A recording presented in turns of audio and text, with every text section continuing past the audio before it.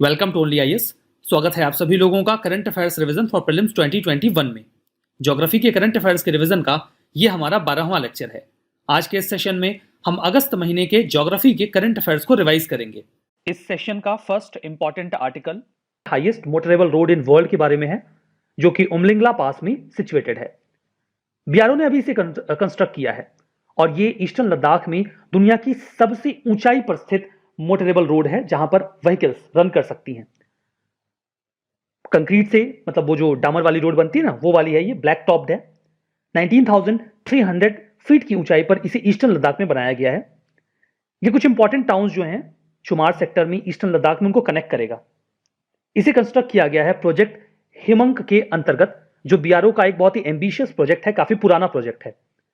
Significance की बात करें तो लोकल पॉपुलेशन के लिए बून की तरह होगा, क्योंकि उनको एक अच्छा सा रूट मिल जाएगा जो कि शिशुमले और डेमचौक, ये जो रीजन्स हैं लेह के, इनको कनेक्ट करेगा। इतना स्पेसिफिक नहीं होना है हमें। ये सोशियो इकोनॉमिक कंडीशंस को भी इंप्रूव करेगा वहां, और टूरिज्म को भी प्रमोट करेगा। लद्दाख में लोग लद्दाख में जाना पसंद करते हैं, तो वहां पर इंफ्रा अच्छा हो, that will be better. Umlingla pass की बात करें तो ये 19,300 फीट की ऊंचाई पर लद्दाख, जो हमारा यूटी है, वहां पर सिचुएटेड है। देखिए ये लोकेशन है उमलिंगला पास की, आप मैप में देख सकते हो ना, यहां पे है ये। तो यहीं पर ये रोड कंस्ट्रक्ट की गई है। प्रोजेक्ट हिमंग की बात करें तो ये काफी पुराना बीआरओ का प्रोजेक्ट है, जो लद्दाख रीजन, जो जम्मू कश्मीर का है, वहां पर इंप्लीमेंट किया जा रहा है। 1985 में से स्टार्ट किया गया था। उद्देश्य यही था कि रोड्स को मेंटेन किया जाएगा और रिलेटेड इंफ्रा डेवलप किया जाएगा, जो टफ टेरेन है वहां पर। उसके बाद से ही कई सारे काम इस प्रोजेक्ट के तहत किए गए हैं। ट्यूनीशिया का मामला न्यूज में है। 10 सालों से डेमोक्रेसी चल रही है ट्यूनीशिया में, हालांकि बहुत अच्छे से तो नहीं चली। देखिए ये है अफ्रीका का नॉर्दर्न रीजन, ये है, यहां पर है ट्यूनीशिया। पड़ोसी देशों में ये अल्जीरिया है, ये लीबिया है। यहां पर आपको मिलेगा भूमध्य सागर, यानी कि मेडिटेरेनियन सी। ट्यूनीशिया वही जगह है जहां से 2011 में अरब स्प्रिंग की शुरुआत हुई थी। उसके बाद वहां पर डेमोक्रेसी आई। अलग अलग पार्टीज ने इन 10 सालों में रूल किया है वहां पर। बहुत स्टेबल गवर्नमेंट नहीं रही है, लेकिन अभी एक बार टर्मोइल फिर से क्रिएट हो गया है, क्योंकि वहां के जो प्रेसिडेंट हैं काइस सईद, उन्होंने वहां के प्राइम मिनिस्टर को उनके पद से हटा दिया, जिनका नाम हिचएम मैचिची है। वैसे इसकी आवश्यकता नहीं है आपको। वहां के पार्लियामेंट को भी 1 महीने के लिए सस्पेंड कर दिया गया और उन्होंने सारी अथॉरिटीज अपने हाथ में ले ली। ऐसा उन्होंने क्यों किया? क्योंकि काफी लंबे समय से वहां कोविड-19 से होने वाली डेथ्स और मिसमैनेजमेंट को लेकर प्रोटेस्ट चल रहा था, तो ये उन्होंने कदम उठाया। वहां पर देखिए जो प्रेसिडेंट होते हैं वो भी चुने जाते हैं, उनके पास पर्याप्त अधिकार होते हैं। फॉरेन अफेयर्स और जो मिलिट्री होती है, उस संबंध में जो अधिकार होते हैं वो प्रेसिडेंट के पास होते हैं। बाकी डे टू डे जो फंक्शंस परफॉर्म किए जाते हैं वो प्राइम मिनिस्टर करते हैं, दोनों के पास ये अधिकार होते हैं। तो यहां पर इसे एक काइंड ऑफ कू माना जा रहा है कि सत्ता परिवर्तन कर दिया गया है। बात करते हैं ट्यूनीशिया के बारे में। अफ्रीका की नदर्न मोस्ट कंट्री है। पड़ोसी देशों में अल्जीरिया, लीबिया और एक मेडिटेरेनियन सी का हिस्सा यहां पर आपको मिल जाएगा। एटलस माउंटेन का जो ईस्टर्न पार्ट है वो ट्यूनीशिया में आता है, और इसके सदर्न पार्ट में आपको सहारा डिजर्ट मिलेगा। ट्यूनीशिया में अफ्रीका का नदर्न मोस्ट पॉइंट है, दैट इज केप एंजेला। इसकी कैपिटल और सबसे बड़ी सिटी ट्यूनिस है। देखिए मेडिटेरेनियन सी के पास कौन कौन से देश हैं, इस संबंध में प्रश्न पहले भी पूछे गए हैं। ट्यूनीशिया भी उनमें से एक है। हालांकि प्रश्न में ये ऑप्शन तो नहीं था, बट 2017 का ये प्रश्न देखिए कि कौन सी कंट्री मेडिटेरेनियन सी को बॉर्डर करती है। ऑप्शंस में थे जॉर्डन, इराक, लेबनान और सीरिया। आपको बताना था। इसका सही जवाब सी है, 3 और 4 बॉर्डर करते हैं। तो इस प्रकार के प्रश्न पूछे जाते हैं, आप तैयार रहें। आर्टिकल एगालेगा आइलैंड के बारे में है। मॉरिशस ने भी कुछ रिपोर्ट्स को डिनाई किया है। इन रिपोर्ट्स के मुताबिक मॉरिशस ने इंडिया को अलाउ कर दिया था कि वो उनके एक रिमोट आइलैंड जिसका नाम है एगालेगा, वहां पर मिलिट्री बेस बना सकते हैं। मॉरिशस ने कहा कि ऐसा कुछ भी नहीं है, हमने इंडिया को मिलिट्री बेस के लिए अलाउ नहीं किया है। Although it is very true कि इंडिया वहां पर कुछ इंफ्रा डेवलप कर रहा है, लेकिन ये मिलिट्री बेस के लिए नहीं है। देखिए एगालेगा उनके 2 आउटर आइलैंड्स हैं, जो मॉरिशस का जो आइलैंड है उससे लगभग 1000 किलोमीटर की डिस्टेंस पर नॉर्थ में सिचुएटेड है। इसका जो टोटल एरिया है that is approximately 2600 hectare. Location map में देखिए, ये है इंडिया, यहाँ पर है मॉरिशस। इसके नॉर्थ में या थोड़ा सा नॉर्थ और वेस्ट में यहाँ पर एगालेगा आइलैंड है, मेडागास्कर के थोड़ी सी दूरी पर। यहीं पर इंडिया कुछ इंफ्रा डेवलप कर रहा है। ध्यान दीजिएगा कि यहाँ पर इंफ्रा डेवलप करने को लेकर एक MOU साइन किया गया था, यानी कि मेमोरेंडम ऑफ अंडरस्टैंडिंग, इन 2015, जब हमारे ऑनरेबल प्राइम मिनिस्टर मॉरिशस के विजिट पर थे। इसके बाद यहाँ 2019 में काम शुरू हुआ। इंडिया ने लगभग $87 मिलियन का खर्च यहां पर उठाया है एक एयरपोर्ट टर्मिनल को डेवलप करने में और जेटीज को डेवलप करने में, kind of port infra. UPSC के द्वारा आइलैंड्स वगैरह पे प्रश्न पूछे जाते हैं। एक प्रश्न 2018 का है, ऑल्दो ये इंडिया के एक आइलैंड से रिलेटेड है जो कि वॉल्केनिक आइलैंड है, नाम है बैरन आइलैंड। पहला स्टेटमेंट ये है कि बैरन आइलैंड वॉल्केनो जो है वो एकमात्र एक्टिव वॉल्केनो है जो कि इंडियन टेरिटरी में लोकेटेड है। दूसरा है कि बैरन आइलैंड ग्रेट निकोबार से 140 किलोमीटर ईस्ट में है। और तीसरा है कि लास्ट टाइम ये 1991 में इरप्ट हुआ था, उसके बाद से इनएक्टिव है। सही जवाब है पहला स्टेटमेंट ही केवल सही है, तो ए आपको करेक्ट आंसर मिलेगा। हमारा नेक्स्ट आर्टिकल रेड टाइड के बारे में है। हाल ही में रेड टाइड ने गल्फ ऑफ मैक्सिको का जो कोस्ट है फ्लोरिडा के पास का, वहां पर लगभग 1400 टन फिश को मार दिया।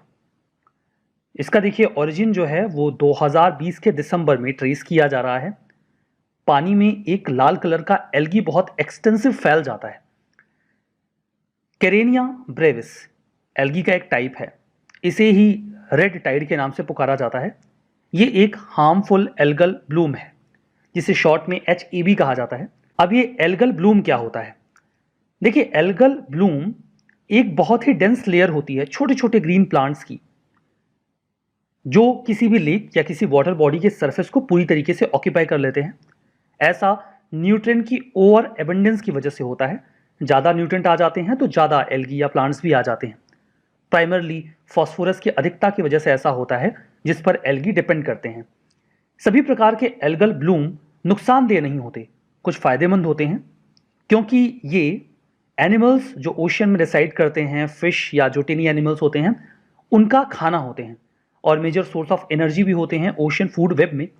तो अगर एल्गल ब्लूम हो रहा है तो समटाइम्स इट्स बेनिफिशियल, लेकिन कई बार ये पूरी वाटर बॉडी को ऑक्यूपाई कर लेते हैं और वहां पर ऑक्सीजन की कमी आ जाती है, सनलाइट नहीं पहुंच पाती और जो फिशेस वगैरह हैं वो मरने लग जाती हैं। इस प्रकार के एल्गल ब्लूम को हार्मफुल एल्गल ब्लूम यानी कि HEB कहा जाता है। ये देखिए तब होता है जब एल्गी जो सिंपल प्लांट्स होते हैं उनकी कॉलोनीज फ्रेश वाटर को पूरी तरीके से कंट्रोल कर लेती हैं और हार्मफुल इफेक्ट डालने लगती हैं लोगों पर, फिश, शेलफिश, मरीन मैमल और बर्ड्स के ऊपर भी। यहां पर ह्यूमन इलनेस HEB से बहुत रेयर है, बट कई बार ये हो जाती है और कई बार खतरनाक जानलेवा भी होती है। HEB कई बार एक नेशनल कंसर्न बन जाता है बिकॉज ये ना केवल मरीन इकोसिस्टम को बल्कि लोगों की हेल्थ को भी प्रभावित करता है। जो आसपास में रहने वाले लोग हैं, ओरिजिनल इकोनॉमीज को भी प्रभावित करता है। अगर फिशेस मरने लग जाएंगी तो निश्चित तौर पर वहां पे रहने वाले लोगों को नुकसान होगा।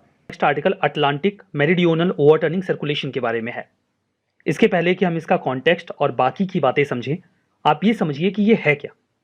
हमें पता है कि ओशन में ओशन करंट्स चलती हैं।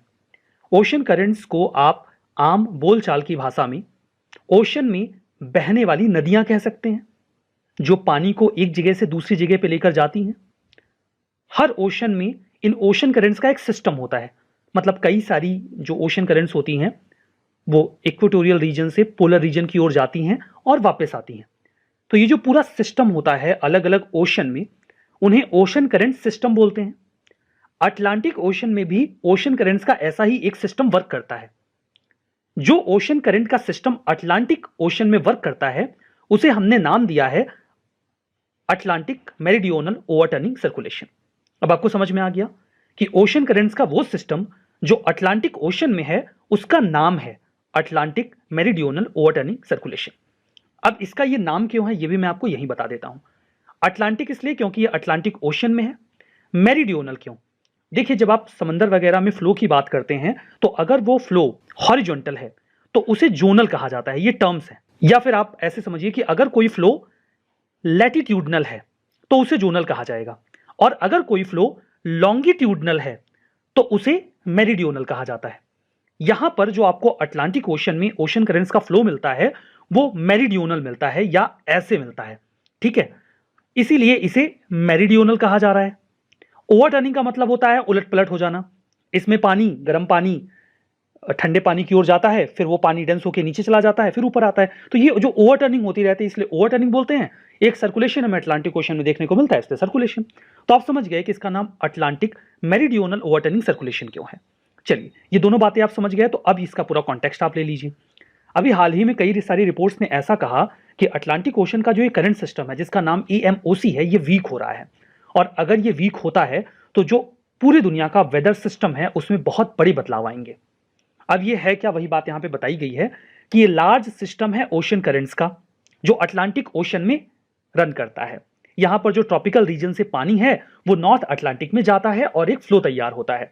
इसे ही हम कह रहे हैं EMOC। अब ये EMOC वर्क कैसे करता है? ये ओशन करंट का सिस्टम है, यही बार बार दोहराया जा रहा है, जो एक कन्वेयर बेल्ट की तरह काम करता है। कन्वेयर बेल्ट का क्या मतलब है? आपने इसे देखा होगा ना रेलवे स्टेशन पे या फिर मेट्रो में, यहाँ पे आप एक सामान रखिए वो यहाँ चला आता है। तो मतलब कन्वेयर बेल्ट, कोई भी ऐसी बेल्ट जो एक सामान को, एक चीज को दूसरी जगह पे लेके चला जाए, उसे आप कन्वेयर बेल्ट बोल सकते हैं। आप ध्यान दें तो जो ओशन करंट्स होती हैं वो भी कन्वेयर बेल्ट की तरह ही काम करती हैं। जैसे वो गर्म पानी को ठंडे पानी की ओर लेकर जा रही हैं, या फिर जो ज्यादा डेंस पानी है उसे कम डेंस पानी की ओर लेकर आ रही हैं। तो एक कन्वेयर बेल्ट की तरह ये करंट्स काम कर रही है कि नहीं कर रही हैं? बिल्कुल। तो जो EMOC है वो भी एक कन्वेयर बेल्ट की तरह है, जो टेम्परेचर और सॉल्ट कंटेंट की वजह से इन्फ्लुएंस होता है। सॉल्ट कंटेंट एक्चुअली में पानी की डेंसिटी को बढ़ाता है या फिर घटाता है, और टेम्परेचर डिफरेंस की वजह से भी पानी का फ्लो चैनलाइज होता है।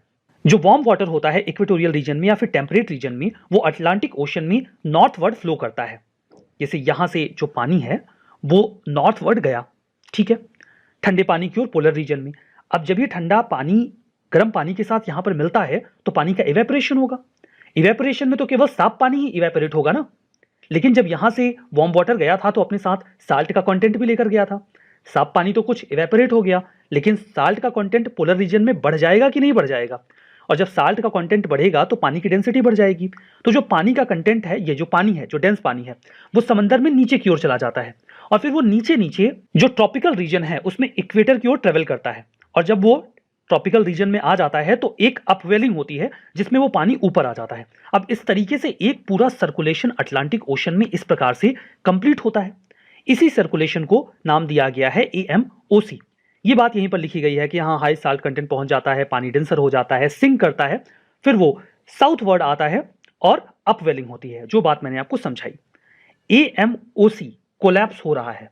अगर ऐसा होता है तो इससे जो नदर्न हेमिस्फीयर है उसमें कूलिंग बढ़ जाएगी, क्योंकि उसके बाद जो इक्वेटोरियल या ट्रॉपिकल रीजन है वहां से गर्म पानी पोलर रीजन में नहीं जाएगा, तो यहां पर जो टेम्परेचर है वो गिरेगा, ठीक है। नदर्न हेमिस्फीयर में कूलिंग स्टार्ट हो जाएगी, सी लेवल राइज देखा जाएगा अटलांटिक रीजन में। फर्दर प्रेसिपिटेशन यूरोप और नॉर्थ अमेरिका में गिर जाएगा और शिफ्ट हो जाएगा साउथ अमेरिका और अफ्रीका के रीजन में। ये बहुत बड़े बदलाव होंगे अर्थ पे अगर EMOC कोलैप्स करता है तो। हमारा नेक्स्ट आर्टिकल पेंसिलुंगपा ग्लेशियर के बारे में है। ये ग्लेशियर रिट्रीट हो रहा है 6 मीटर के आसपास लगभग हर साल। रीसेंट स्टडी में ऐसा पाया गया कि ये टेम्परेचर के बढ़ने की वजह से हो रहा है, और जो विंटर्स में प्रेसिपिटेशन होती थी वो भी डिक्रीज हो रही है, इसकी वजह से ऐसा हो रहा है। अगर हम पेंसिलुंगपा ग्लेशियर की बात करें तो ये आपको लद्दाख की जास्कर रेंज में मिलेगा। जास्कर रेंज देखिए आपको यहां पर मिलेगी, ठीक है, इसी रेंज में ये है। ये माउंटेन रेंज आपको लद्दाख में मिलेगा, जो कि राइट नाउ एक यूटी है, जो जास्कर को लद्दाख से अलग करता है। जास्कर रेंज में जो आपको एवरेज हाइट मिलेगी that will be approximately 6000 metre, और जास्कर रेंज का जो ईस्टर्न पार्ट है उसे रुपशु कहा जाता है। यहां आप मैप में भी देख सकते हैं, ये जास्कर रेंज है, यहां पर दिखाया गया है जास्कर रेंज को, ठीक है। इसके अतिरिक्त 30,000 फीट सबसे ऊंची पीक है इस रेंज में, जिसका नाम है नुनकुन। मार्बल पास और कई अन्य पास हैं जो लद्दाख को कश्मीर से जोड़ते हैं इसी रेंज में। 13,000 फीट जो जोजिला पास है वो आपको जास्कर रेंज के एक्सट्रीम नॉर्थ वेस्ट में मिलेगा। यहां पर देखिए है जोजिला पास, ठीक है, मैप में देख लिया आपने। ग्रेट हिमालयन रेंज का हिस्सा है ये रेंज, और जो हिमाचल प्रदेश की आपको हाईएस्ट पीक्स मिलेंगी वो जास्कर रेंज में ही मिलेंगी। हमारा नेक्स्ट आर्टिकल निंगबो पोर्ट के बारे में है। चाइना ने अभी कोविड-19 के केसेस के बढ़ने की वजह से जो उनका सबसे बिजिएस्ट कंटेनर पोर्ट है निंगबो पोर्ट, जो इनके ईस्टर्न पार्ट में यहां पर सिचुएटेड है, आप मैप में देख सकते हो, इसे अभी बंद कर दिया है। ये चाइना का 1/4 कंटेनर कार्गो हैंडल करता है, तो काफी सिग्निफिकेंट पोर्ट है। हो सकता है यूपीएससी आपसे कभी पोर्ट्स को मैच करने के लिए कहे, उसमें कुछ प्रोमिनेंट हो, ग्वादर हो और हम्बनटोटा हो, सिमिलरली उसमें एक ऑप्शन वो निंगबो भी दे दे, बिकॉज ये न्यूज में है, तो आप कंफ्यूज ना हो कि ये कहाँ है, इसलिए इसको भी जानते रहिए। आर्टिकल हैती के बारे में है। हैती में अभी हाल ही में 7.2 मैग्नीट्यूड का एक अर्थक्वेक रिकॉर्ड किया गया है। हैती की जो कैपिटल है पोर्ट ऑफ प्रिंस, वहां से लगभग 125 किलोमीटर की दूरी पर। कुछ टाउन्स को नुकसान हुआ है, लैंडस्लाइड्स भी देखने को मिली हैं, जिसकी वजह से रेस्क्यू एफर्ट्स लगाए जा रहे हैं। मैप में लोकेशन देखिए, ये है साउथ अमेरिका, नॉर्थ अमेरिका में यहाँ पर है यूएसए। इसके साउथ में आपको यहाँ पे क्यूबा दिख रहा होगा।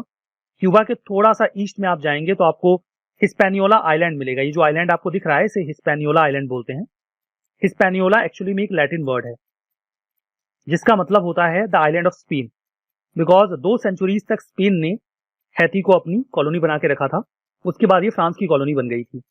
जब ये आजाद हुआ तो इस आइलैंड पर 2 देश बन गए। इसके ईस्टर्न पार्ट में 2/3 हिस्से में है डोमिनिकन रिपब्लिक और इसके वेस्टर्न पार्ट में 1/3 हिस्से में है हैती। इसके अलावा कुछ और छोटे छोटे आइलैंड्स हैं जो मिलकर हैती बनाते हैं। कैरेबियन सी का देश है। हिस्पैनियोला का मतलब मैंने आपको बता दिया है।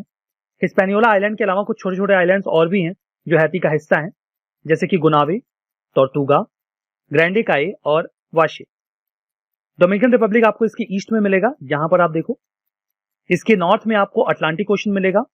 ईस्ट और यहां पर वेस्ट और साउथ में, साउथ और वेस्ट में आपको मिलेगा अटलांटिक ओशन।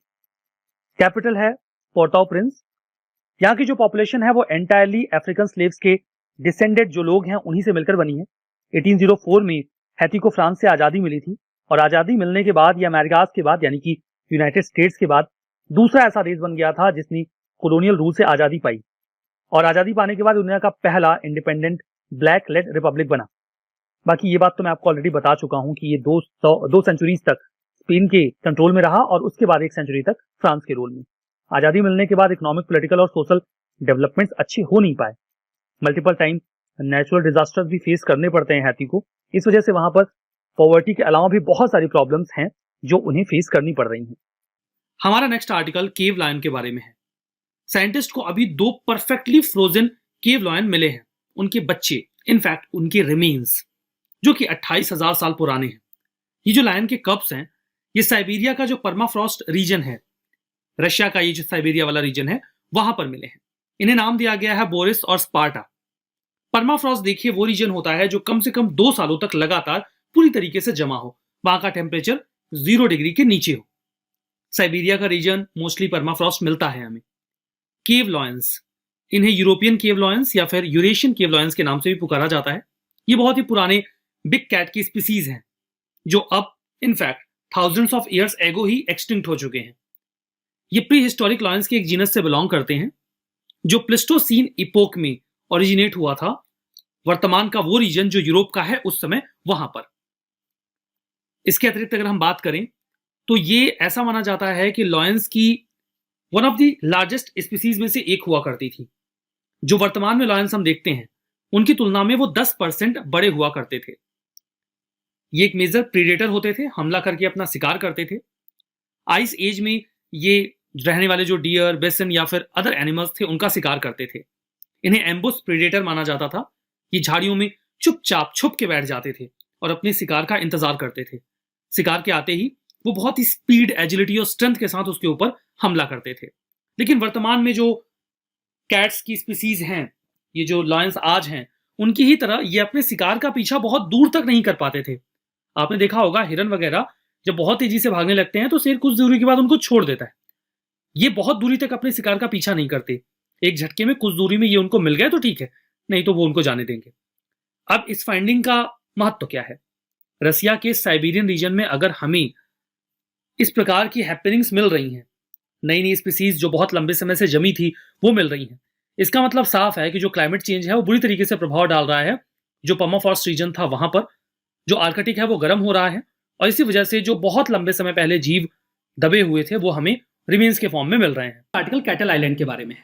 उड़ीसा के फॉरेस्ट एंड एनवायरमेंट डिपार्टमेंट ने इको टूरिज्म पैकेज स्टार्ट किया है टूरिस्ट के लिए हीराकुंड रिजर्वायर के बीच में पाए जाने वाले एक आइलैंड में। हीराकुंड रिजर्वायर ये उड़ीसा में महानदी पर बनाया गया है।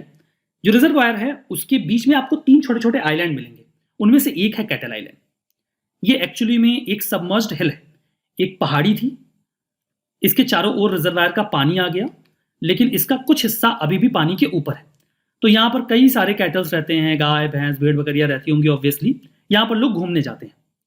अब ये डेवलप कैसे हुआ था, पहले देखिए होता क्या था कि हीराकुंड डैम बनने के पहले यहाँ पर एक बहुत ही वेल डेवलप्ड विलेज गांव हुआ करता था। जब बहुत बड़ी संख्या में लोगों को यहाँ से डिस्प्लेस किया गया हीराकुंड डैम के पानी के भरने की वजह से 1950s में, तो लोग तो जल्दीबाजी में अपने घर अपना सामान लेकर चले गए, लेकिन कैटल्स वहीं पर रह गए। जब पानी भरना शुरू हुआ तो वो कैटल्स पहाड़ी पे चढ़ गए, पहाड़ी पूरी नहीं भरी, तो ये कैटल्स वहां पे अभी भी हैं, वहां पे अपना वो मस्त से घूमते डालते रहते हैं, खाते पीते रहते हैं, घास वास है, पानी वानी सब है ही, तो लोग वहां पे घूमने जाते हैं। इस पहाड़ का नाम भुज पहाड़ है, उसके चारों ओर पानी है। स्पेसिफिक लोकेशन हमें जानने की जरूरत नहीं है, कौन से डिस्ट्रिक्ट में है, कौन से ब्लॉक में है, वो अपने काम का नहीं है। कैटल वहां पर रहते हैं, इसलिए कैटल आइलैंड नाम है, चारों ओर से पानी से ढका हुआ है। हीराकुंड डैम एक मल्टीपर्पज डैम है। इंजीनियर एम विश्वेश्वरैया ने 1937 में इस बारे में बात की थी कि महानदी रिवर पे अगर हम एक डैम बना दें तो फ्लड्स की समस्या सॉल्व हो जाएगी। 1956 में फाइनली इसे कमीशन किया गया। इंडिया का लॉन्गेस्ट डैम बनाइए। महानदी पर आपको ये जो संबलपुर टाउन है उड़ीसा में, उससे 15 किलोमीटर ऊपर की ओर मिलेगा। यहां पर डेब्रीगढ़ वाइल्ड लाइफ सेंचुरी भी आपको मिल जाएगी, जिसके नॉर्थ और साउथ में, ईस्ट और नॉर्थ में स्पेसिफिकली हीराकुंड रिजर्वायर का ही पानी मिलेगा। हमारा नेक्स्ट आर्टिकल सुरंगम सिस्टम के बारे में है। नाम से स्पष्ट हो रहा है कि ये इंडिया का ही कोई सिस्टम होगा। डायरेक्टली ये न्यूज में नहीं है, न्यूज में है अफगानिस्तान का कारेज सिस्टम। तालिबान की सरकार आने के बाद संभावना यह है कि इसे नुकसान होगा। बिल्कुल ऐसा ही सिस्टम सदर्न इंडिया में काफी थ्राइविंग है, जिसे सुरंगम सिस्टम कहा जाता है। अब देखिए होता यह है कि जो पानी की स्ट्रीम्स होती हैं वो सरफेस के लेयर को फॉलो करती हैं। लाइक अगर सरफेस ऐसा है तो आपको वाटर स्ट्रीम यहां पे मिलेगी, ठीक है। और अगर मान लीजिए कोई पहाड़ है और सरफेस कुछ ऐसा है तो आपको जो पानी की स्ट्रीम मिलेगी वो ऐसे मिलेगी, ठीक है। अब कई सारे रीजन से रीड होते हैं, पानी की कमी होती है। साउथ इंडिया में कई सारे ऐसे रीजन्स हैं और अफगानिस्तान में भी ऐसे रीजन्स हैं। यहां पे अगर आप चाहें तो ये जो स्ट्रीम है इसके फ्लो को कैच कर सकते हैं और यहां से पानी निकाल सकते हैं। ऐसा करने के लिए आपको बस यहां से एक सुरंग खोदनी होगी, ठीक है। अगर आप यहां पे एक सुरंग खोद देते हैं और बीच में आप यहां पे ऐसे कुएं बना दीजिए, जैसे यहां पर देखिए ये स्ट्रीम एकदम क्लियर है, ऐसे बह रही है, यहां पे एक सुरंग खोदी गई। जैसे आप इस सुरंग खोदेंगे ये पानी का जो फ्लो है ये ग्रेविटेशन की वजह से इसमें आ जाएगा और फिर आप यहाँ पे कोई टैंक या तालाब बना के उसे स्टोर कर सकते हैं। फर्दर आप बीच बीच में वेल्स यानी कि कुएं भी खोद सकते हैं जगह जगह पे, यहां से भी पानी को निकाला जा सकता है। तो ये जो पूरा मैकेनिज्म ऑप्ट किया जाता है इसे सुरंगम सिस्टम कहा जाता है। अफगानिस्तान में कारेज सिस्टम, इसमें कोई भी मैकेनिकल पंप इस्तेमाल नहीं किया जाता, कोई एक्सटर्नल फोर्स यूज नहीं किया जाता, बस नेचुरल ग्रेविटेशन का इस्तेमाल किया जाता है। बहुत पुराने समय से पर्शिया में इसका इस्तेमाल किया जा रहा है। It is kind of special water harvesting structure जिसे सुरंगम कहते हैं। हॉरिजॉन्टल वेल्स होती हैं, यहाँ पे हॉरिजॉन्टल है ना, वर्टिकल थोड़ी है। जो एक्सकेवेशन है वो कंटिन्यू होता है तब तक जब तक कि आपको बढ़िया पानी का सोर्स ना मिल जाए। कई बार तो 35-35 किलोमीटर लंबी सुरंगें खोदी गई हैं, हमें पुरानी सुरंगें मिली हैं जो ईरान के या अफगानिस्तान के रीजन है। वहां पे जो पानी होता है वो जो कठोर चट्टाने हैं उनसे काट के बहने लगता है इस टनल में। वाटर यूजुअली एक ओपन पिट में किसी तालाब में इकट्ठा कर लिया जाता है जो सुरंगम के बाहर बनाया जाता है। ये कांताज जैसा ही है जो मेसोपोटामिया में 700 बीसी के आसपास डेवलप हुआ था। 714 बीसी के आसपास ये टेक्नोलॉजी इजिप्ट, पर्सिया और इंडिया में भी स्प्रेड हो गई। ये अफगानिस्तान के कारेज सिस्टम जैसा ही है। इसका इस्तेमाल डोमेस्टिक और एग्रीकल्चरल पर्पज से किया जाता है। इंडिया में अगर आप देखेंगे तो ये आपको नदर्न केरला और सदर्न कर्नाटका में मिलेगा। उम्मीद करता हूं आपको समझ में तो आ ही गया होगा। देखिए ऐसे प्रश्न पूछे जाते हैं, मतलब हम क्यों पढ़ रहे हैं, पूछता भी है इस प्रकार के प्रश्न यूपीएससी की नहीं पूछता है। 2016 का यह प्रश्न है, देखिए पूछा गया था कि टर्म अरघट्टा इसका क्या मतलब है इंडिया की जो इकोनॉमिक हिस्ट्री रही है मिडिल इंडिया की उसमें। सही जवाब था it is a kind of water wheel जिसका इस्तेमाल इरिगेशन के लिए किया जाता है। तो ये मतलब इस प्रकार के प्रश्न पूछ रहे हैं तो आप इसके बारे में तैयार रहिए। हमारा नेक्स्ट आर्टिकल तुंगभद्रा डैम के बारे में है। कॉन्टेक्स्ट क्या है, हमारे वाइस प्रेसिडेंट वहां पे घूम आए, अब इससे बड़ा कॉन्टेक्स्ट आपको क्या चाहिए। देखिए तुंगभद्रा डैम जो है वो कर्नाटका में है। इसे पंपा सागर भी कहा जाता है, मल्टीपर्पज डैम है। जो बल्लारी डिस्ट्रिक्ट है कर्नाटका का वहीं पर है तुंगभद्रा रिवर पे, नाम से स्पष्ट है। इसे बनाया गया था 1953 में डॉक्टर थिरुमलाई अयंगर के द्वारा। ये एक्चुअली में इंजीनियर थे और चीफ आर्किटेक्ट रहे इस डैम के। इसकी स्टोरेज कैपेसिटी 101 टीएमसी है यानी कि 1000 मिलियन क्यूबिक फीट और जो कैचमेंट एरिया है वो 28,000 स्क्वायर किलोमीटर। हाइट आपको 49.5 मीटर मिलेगी। सिग्निफिकेंस की अगर आप बात करते हैं तो ये लाइफ लाइन है 6 ड्रॉट प्रोन डिस्ट्रिक्ट की, जिसमें से 3 कर्नाटका में है और 3 आंध्र प्रदेश में। यहाँ नाम लिखे तो जरूर है बट आपके काम के नहीं। इरिगेशन के अलावा 2 राज्यों में जो ये फैसिलिटी दे रहा है, इसके अतिरिक्त ये हाइडल पावर भी जनरेट करता है और फ्लड से भी बचाता है इन रीजन्स को। करता है पंजशीर वैली के बारे में, जो अफगानिस्तान में और काफी दिनों से न्यूज में है, क्योंकि यहाँ पर एक एथनिक ग्रुप है जिसने तालिबान के खिलाफ मोर्चा खोला हुआ, उनको रेसिस्ट कर रहा है ये। पंजशीर वैली की खास बात यह है कि ये काफी टाइम से पहले भी जो रीजन काबुल पे जो भी कब्जा जिनका भी रहा हो, उनके खिलाफ यह हमेशा एक रेसिस्टेंस ग्रुप बना करता था। इसने हमेशा विद्रोह किया है जो भी ऑक्यूपाइंग फोर्स है उस रीजन में, उसके खिलाफ।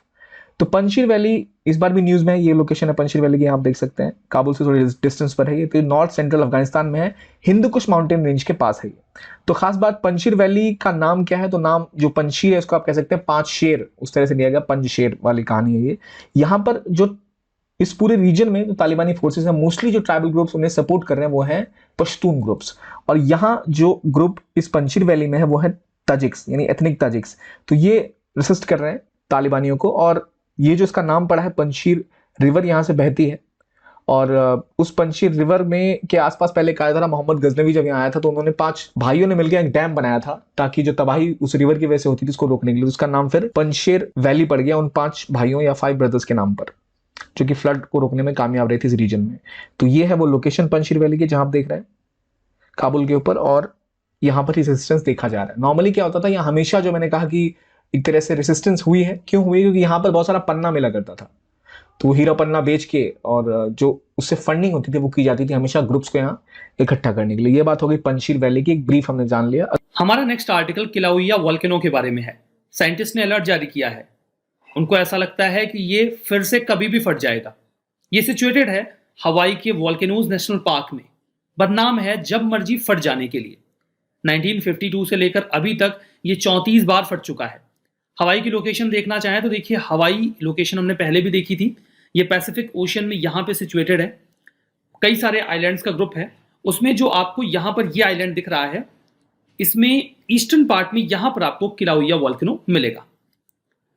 ये देखिए, माउंट किलोइया के नाम से भी जाना जाता है। हवाई वोल्केनोज नेशनल पार्क में सिचुएटेड है। यूएसए की आइलैंड टेरिटरी है हवाई, एज वी डिस्कस्ड अर्लियर। काफी एक्टिव वोल्केनो है। और जो 5 वोल्केनोज हैं जो मिलकर इस बड़े आइलैंड को तैयार करते हैं, उनमें ये सबसे ज्यादा एक्टिव है। यहां पर जो हमारा नेक्स्ट आर्टिकल है वो सांभर लेक के बारे में है। एक स्टडी निकल के आई है जिसमें कहा जा रहा है कि सांभर लेक, जो कि राजस्थान में सिचुएटेड है, लगातार श्रिंक कर रही है because of degradation in soil and water quality. ये लोकेटेड है 80 किलोमीटर साउथ वेस्ट। कहां से? ईस्ट सेंट्रल राजस्थान में। आपको जयपुर से 80 किलोमीटर साउथ वेस्ट में मिलेगा। इंडिया का largest inland saline water body है, भीतर मतलब टेरिटोरियल रीजन में पाया जाने वाला। चारों ओर से ये अरावली की पहाड़ियों से घिरा हुआ है। राजस्थान में इसकी लोकेशन यहां पर देखिए, दिख रही है ना। रिवर्स, इसमें देखिए 6 रिवर्स हैं जो पानी देती हैं। मंथा, रूपनगढ़, खरी, खंडेला, मेड़ता और समोद, ये नदियां इसमें पानी लेकर जाती हैं। इसके कैचमेंट एरिया में हमें ज़ेरोफाइटिक प्लांट्स मिल जाते हैं, ऐसे प्लांट्स जो ड्राई कंडीशन में ग्रो करने में कैपेबल होते हैं। फौना की बात करें तो फ्लैमिंगोज, पेलिकन्स और वाटर फॉल्स आपको यहाँ पे मिलेंगे। कई सारी माइग्रेटरी बर्ड्स भी यहाँ पर आती हैं। 1990 में से रामसर साइट डिक्लेयर किया गया था। ये हर साल 1,96,000 tonne of clean salt produce करता है, जो इंडिया के साल्ट प्रोडक्शन का 9% है। काफी ज्यादा है। देखिए, लेक्स वगैरह पे यूपीएससी प्रश्न पूछती है तो आपको तैयार रहना चाहिए। लाइक 2018 में यह प्रश्न पूछा गया था, which one of the following is an artificial lake? Kodaikanal, Kolleru, Nainital या फिर रेणुका? इसका सही जवाब ए था कोडाईकनाल। तो ऐसे प्रश्न आते हैं तो फिर आपको ऐसे प्रश्नों के लिए तैयार भी रहना चाहिए, स्पेसिफिकली अगर वो न्यूज में है तो। हमारा नेक्स्ट आर्टिकल हरिकेन ईडा के बारे में है। हरिकेन ईडा, जो कि यूएसए का लुजियाना का एरिया है, वहां पर काफी ज्यादा कैटास्ट्रॉफ क्रिएट कर रहा है। एक्सट्रीमली डेंजरस कैटेगरी 4 का स्टॉर्म है ये। जो लोग वहां से जा नहीं सके उन्हें काफी ज्यादा टफ सिचुएशन फेस करनी पड़ रही है। अगर हम हरिकेन की बात करें तो ट्रॉपिकल साइक्लोन, जिन्हें अलग अलग जगहों पे अलग अलग नाम से पुकारा जाता है, यूएसए का जो कोस्टल रीजन है वहां पर इसे हरिकेन पुकारते हैं। इनफैक्ट कैरेबियन सी का जो आसपास का पूरा एरिया है, वेस्ट इंडीज वाला जो पूरा रीजन है, वहां पर इन्हें हरिकेन ही पुकारते हैं। ये एक्चुअली में वार्म मॉइस्ट एयर को फ्यूल की तरह यूज करता है और इसीलिए ये इक्वेटर के आसपास का जो गर्म पानी वाला एरिया है, वार्म ओशन वाटर है, वहां पर फॉर्म होता है। हरिकेन्स काफी बड़े होते हैं और काफी वायलेंट भी होते हैं। ये फॉर्म कैसे होते हैं? देखिए, जो ट्रॉपिक्स का हमारा रीजन है वहां पर पानी जब गर्म होता है तो पानी के कांटेक्ट में जो भी हवा आती है वो गर्म हो जाती है और गर्म हवा जाती है ऊपर। जब गर्म हवा ऊपर जाती है तो अपने साथ मॉइस्चर भी लेकर जाती है। तो वार्म मॉइस्ट एयर ऊपर जाने की वजह से यहां पर नीचे लो प्रेशर जोन क्रिएट हो जाता है। इस लो प्रेशर वाले एरिया को फिल करने के लिए आसपास का जो हाई प्रेशर का एरिया है वहां से हवाएं काफी तेजी से आती हैं और इवेंचुअली एक सर्किल क्रिएट करने लगती हैं। इस सर्किल की वजह से देखिए यहां पर सेंटर में बन जाती है एक आई।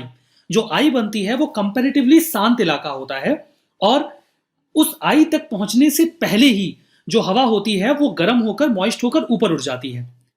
ये काफी स्पीड में घूमने लग जाते हैं। हवा जब ऊपर पहुंचती है तो कूल ऑफ हो जाती है। जो मॉइस्चर होता है वो क्लाउड बना लेता है और ये जो स्पिन है वो बढ़ता रहता है। इस स्पिन को जो एनर्जी मिलती है वो ओशन की हीट से मिलती है जो नीचे से वार्म एयर के फॉर्म में पहुंचती रहती है। ये बहुत तेजी से घूमने लगते हैं, इसीलिए परेशानी खड़ी करते हैं जब भी लैंड से टकराते हैं। देखिए जब भी ये जमीन से टकराते हैं तो इनका जो फ्लो है वो कम हो जाता है बिकॉज इनकी एनर्जी का सोर्स कट हो जाता है। ये आपको इक्वेटर के नॉर्थ में काउंटर क्लॉकवाइज या एंटी क्लॉकवाइज घूमते मिलेंगे, जबकि इक्वेटर के साउथ में आपको क्लॉकवाइज घूमते मिलेंगे। इन्हें अलग अलग जगहों पे अलग अलग नाम देते हैं। चाइना सी में और पैसिफिक ओशन में इन्हें कहा जाता है टाइफून। हरिकेन इन्हें कहते हैं वेस्ट इंडियन आइलैंड या फिर कैरेबियन सी अटलांटिक ओशन का जो रीजन है जिसमें यूएसए का कोस्टल रीजन भी आ जाएगा, स्पेसिफिकली जो ईस्टर्न कोस्ट है उनका। विली विली इनको बोलते हैं नॉर्थ वेस्टर्न ऑस्ट्रेलिया में। हम इतना दिमाग नहीं लगाते, ट्रॉपिकल साइक्लोन है तो ट्रॉपिकल साइक्लोन है, अब उसमें और क्या नाम जोड़ दें हम। तो इंडियन ओशन रीजन में हम इसको ट्रॉपिकल साइक्लोन ही बुलाते हैं, कुछ अजीबोगरीब नाम हमने नहीं रख रखा इसका। तो आज के इस सेशन में बस इतना ही। Thank you very much.